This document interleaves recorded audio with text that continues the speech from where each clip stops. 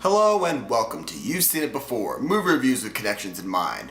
This year, audiences have been inundated with superhero films to the point where many are asking if superhero fatigue is setting in. Well, one more can't hurt, right? So it is with the last Marvel movie of the year, Doctor Strange. The superhero with the power of magic at his fingertips faces numerous dangers of cosmic proportions. With Benedict Cumberbatch as the main hero, this film promises great action with a measure of gravitas as well. However, there are many aspects of this film that will make audiences say, we've seen this before. Now, this film will contain certain spoilers of Doctor Strange, as well as several other films. There's a full list in the description below.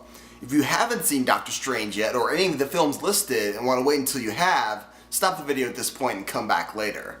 With all this in mind though, let's begin. Here we go again? No, not again. Been How long have we been doing this?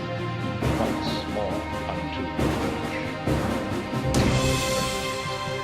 And again, until we're both dead.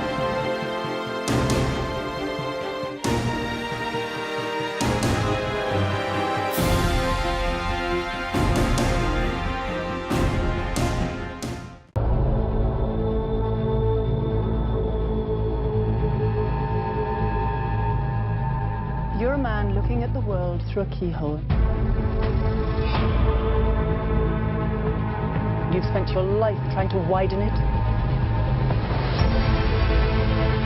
Your work saved the lives of thousands. What if I told you that reality is one of many? I don't believe in fairy tales about chakras or energy or the power of belief. You wonder what I see in your future? Possibility.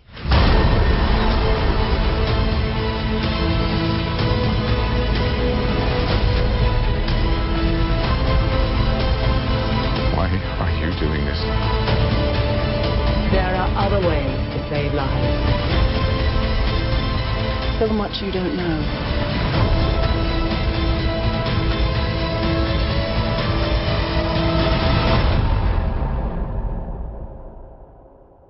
Teach me.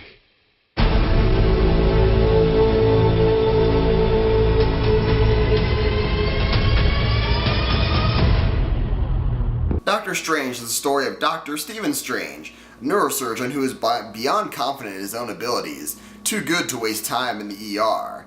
But after a bad car crash, his hands are too damaged to do surgery again, driving Strange to depression and desperation, driving away his girlfriend, and spending his last dollar to go to Nepal to seek Karmatage. There, he meets the Ancient One, who opens Strange's mind to the possibilities of alternate universes, as well as the dangers posed by those who would abuse those powers. There are several areas where Doctor Strange borrows from other films, so let's start with the obvious and go from there. First, there are some obvious character similarities between the character of Dr. Stephen Strange and Tony Stark, aka Iron Man.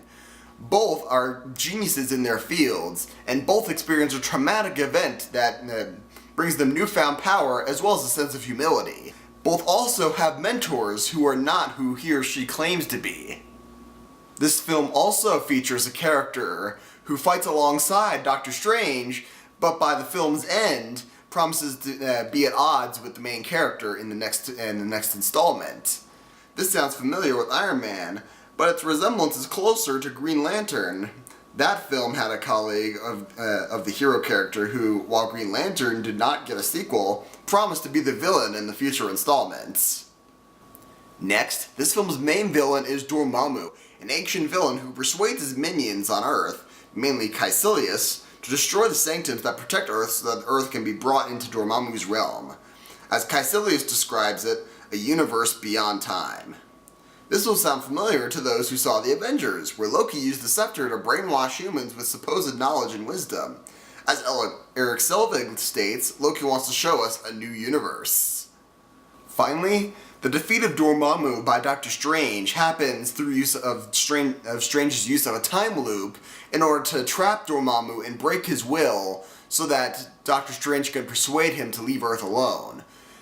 The use of a time loop of the by the main character in order to defeat an interstellar enemy is reminiscent of the film Edge of Tomorrow, where Tom Cruise's character relives the same day over and over again in order to gain the necessary knowledge to defeat an alien invader.